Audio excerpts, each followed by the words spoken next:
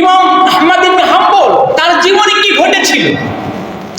ইমাম আহমদ ইবনে হাম্বল যখন তিনি তার শিক্ষক ছিলেন ইমাম শাফি রহিমাহুল্লাহ, ইমাম শাফি রহিমাহুল্লাহর জন্য তিনি বলছেন, ইমাম আহমদ ইবনে হাম্বল, আমি 40টি বছর ধরে আমার উস্তাদের জন্য প্রাণ খুলে দোয়া করেছি।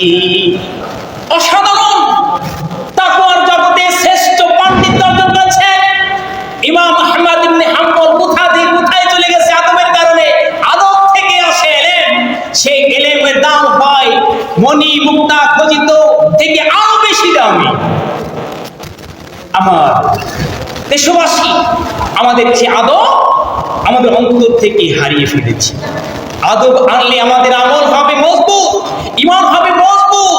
সেই ঈমানই সেই দোয়া আল্লাহ তাআলার দরবারে বেশি কবুলিয়াত